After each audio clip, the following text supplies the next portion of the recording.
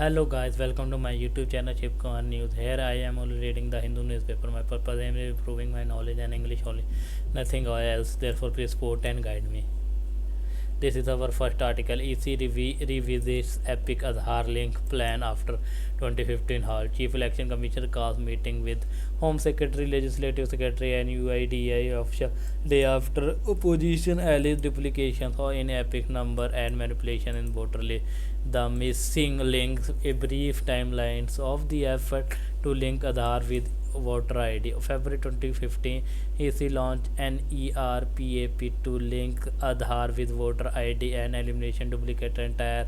Over 300 million voters were linked within 3 months. August 2015, Supreme Court issued an interim order restrictions Aadhaar mandatory use to welfare scheme and pen linkage. March 11, 2025, Trinamool Congress delegation meets the Election Commission over allegations of the duplicate epic number and cloned Aadhaar cards.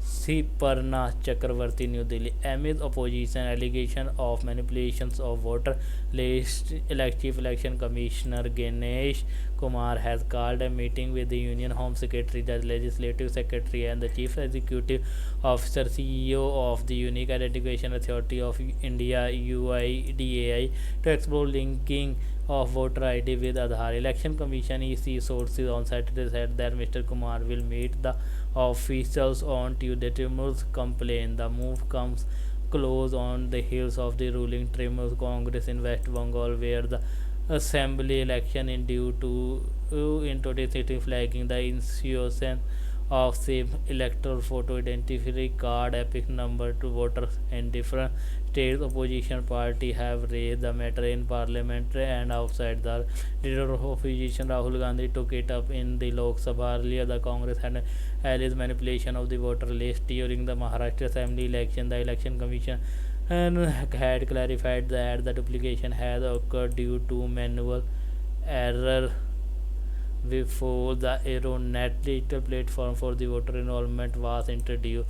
It has also assured parties that the voter with the same epic number registered in different states could still vote using their domicile document. The EC has promised to resolve the issue in the 3 months. The Election Commission first tried to Aadhaar voter ID linkage in February 2015 when it launched the National Electoral Rolls Purification and Authentication Program (NERPAP) to address the duplicate entire the electoral roll. It had linked more than 300 million voters in a span of 3 months. However, the Supreme Court, in an interim order in August 2015, held that the mandatory use of Aadhaar should only be for welfare scheme and pen linkage. Following this order, the NERPAP exercise was discontinued. The centre has informed Parliament that the Aadhaar voter ID seeding exercise was process driven and no target or timelines have been set for the proposed linking. It has also clarified that the names of those who do not link their Aadhaar detail with their voter ID will not be struck of the electoral rolls. Face saving measure. According to the section 23 of the Representation of the People Act 1950 amendment by the Elections Law Amendment Act in 2011, electoral registration officers are required to ask existing or prospective voters to provide their Aadhaar number for establishing their identity on a voluntary basis. Meanwhile, the Trinamool Congress on Saturday said the meeting conveyed by the CAC was a face-saving measure for 3 statements. Now, this meeting, this is just a face-saving measure. We will keep a hawk eye visual till the election.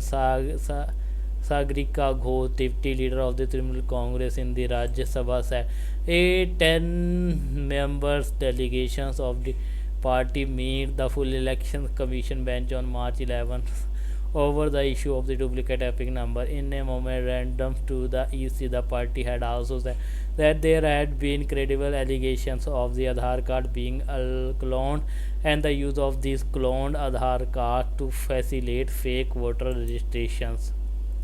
USA planning to issue travel restriction on 41 nations.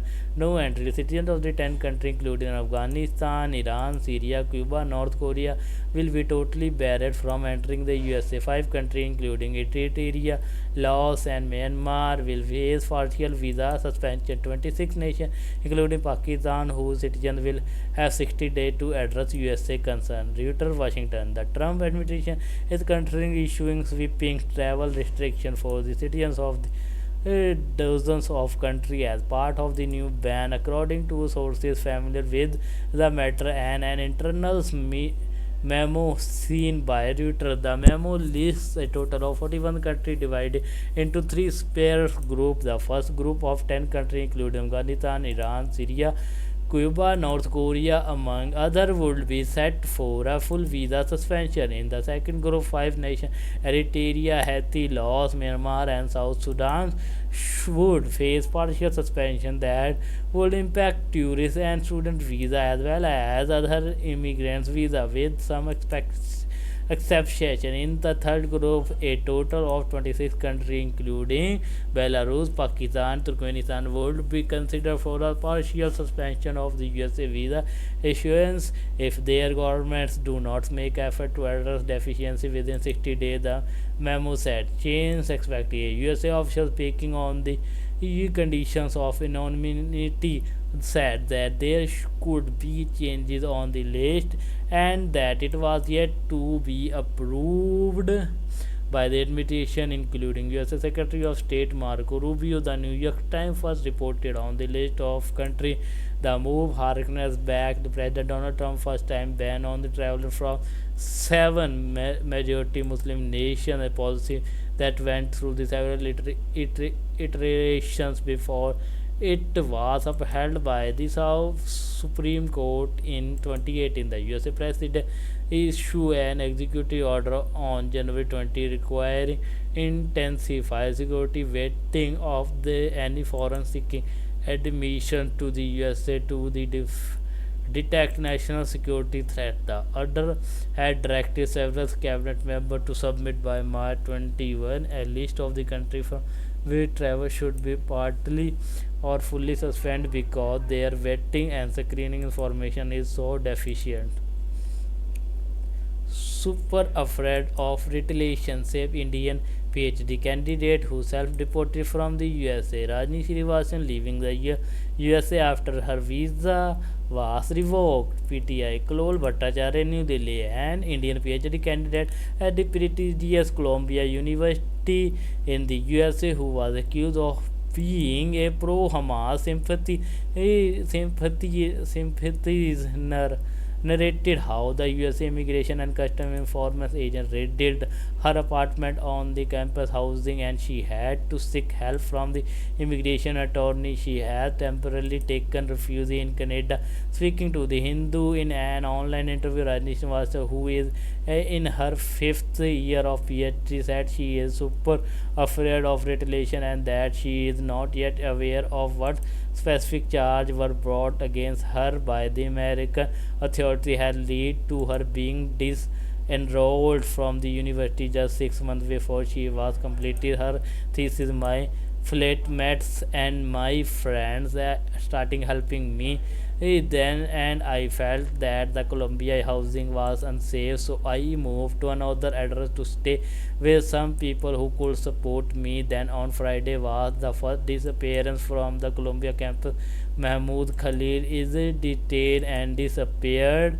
Scared, she said, speaking from an undisclosed location in Canada, saying that it took her several days to understand the extent the US authority would go to deport her. Mr. Srinivasan had self-reported or voluntarily left the United States after her visa was revoked for allegedly advocating for violence and terrorism and involvement in activities supporting the Palestinian group Hamas. She said that last Sunday evening around 5 p.m. her service as a teaching assistant and her I-20 visa were terminated and she was disenrolled, following which she had 15-day grace period to leave the country in its kind of inexplicable how it happened. There are not any legal ground to deport me, said Mr. Srinivas, elaborating how she witnesses a marked changes in the behavior of the university authority in those few tense days. My lawyer tell me very frankly that this is unprecedented but also unpredictable. There are so many facts of the facets of the F1 visa over which the Department of the State has fully discretion. He did not really know what are charged with him. It me seems like that they will charge me with something that Mishrin was adding that there is de-escalation from the side of the USA authority, expressing the apprehension that could be charged with something. She said, and she is super afraid of retaliation at the point. Srinivasan said that over the past week and a half she had heard of the several students facing similar charges of activism and being similar to deportation. She said sorry, she wants to come back to India from Canada. I have not slept in almost a week. I thought it would be easier to negotiate with Colombia from here, but it obviously not the case, said Miss Srinivasan. Colombia itself has a long history of dissent. That in the case with most university in the USA. The issue here in some of these contestation started evolving into some kind of violent response which should stay away from, explained Miss Srinivasan. I have done nothing wrong. I was a Fulbright scholar.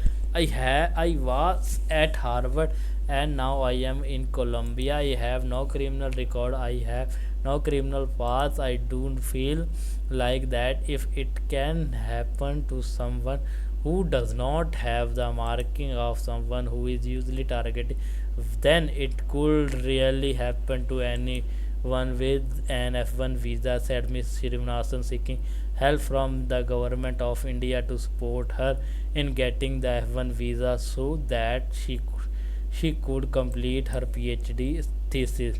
So guys, this is today's video. Please like, comment, share. Don't forget to subscribe my YouTube channel for further more update and more video. Press bell icon for notification. Thanks for watching. We meet in tomorrow next video. Jai Hind.